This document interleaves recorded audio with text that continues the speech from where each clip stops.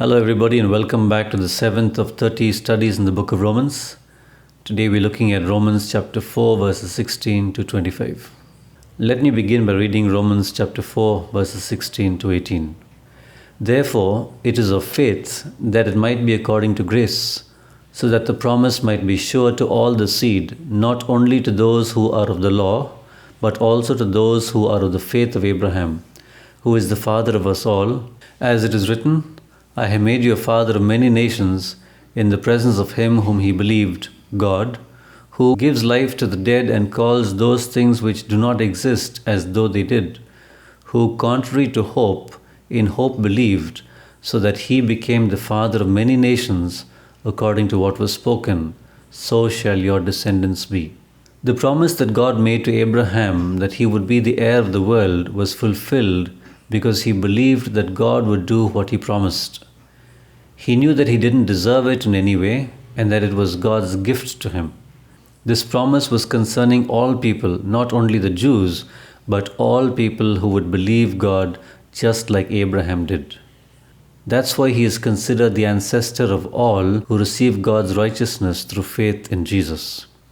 Paul then goes on to quote from Genesis 17:5, where God said that Abraham would no longer be called Abram, which meant exalted father, but would thereafter be called Abraham, which meant father of many.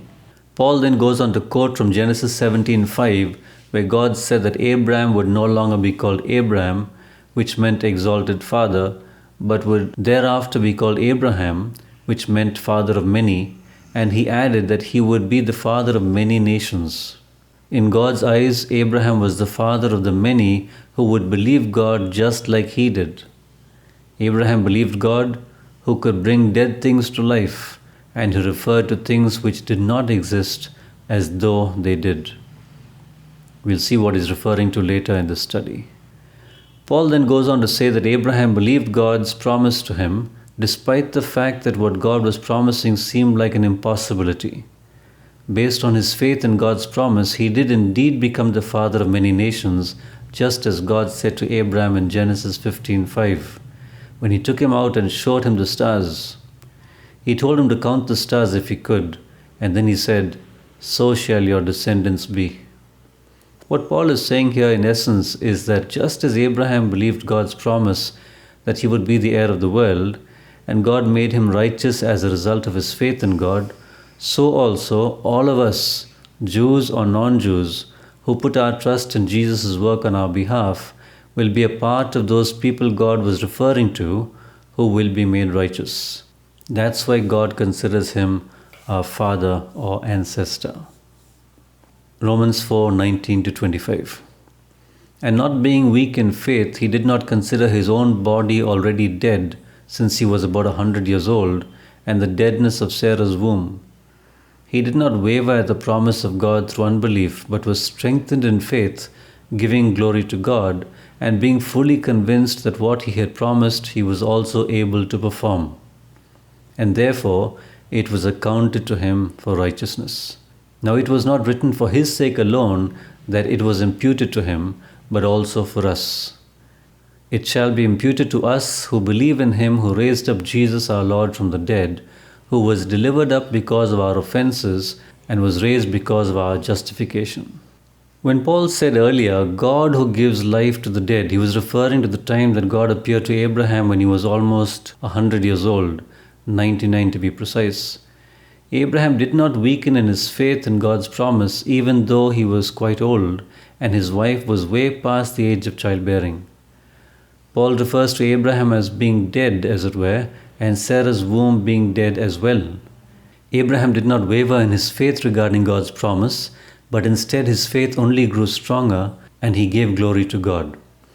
We usually give glory to God after a promise is fulfilled, but Abraham gave glory to God even while waiting for the promise to be fulfilled.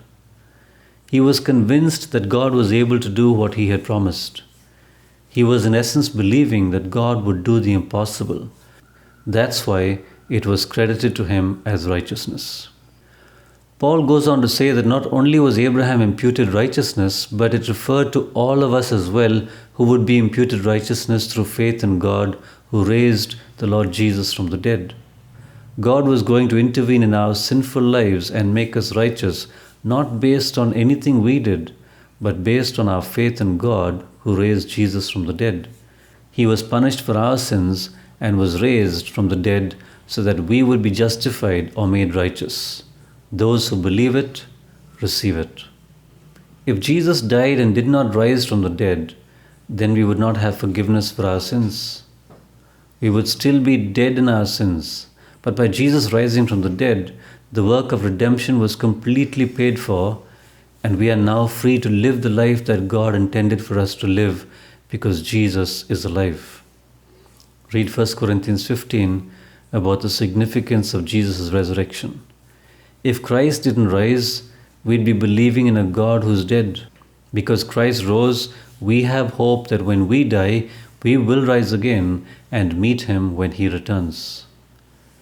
It might seem like Paul is making a lot of connections with Abraham, who lived thousands of years ago, and this can sometimes seem irrelevant to our lives today.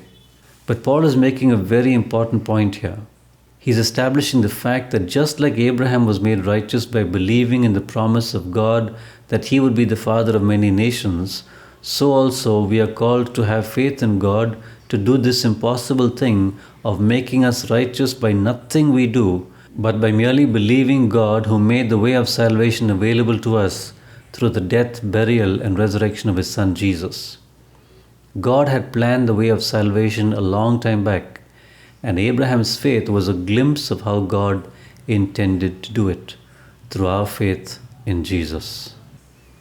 If you were blessed by the study, kindly share it with others. May the Lord bless you and have a good day or night.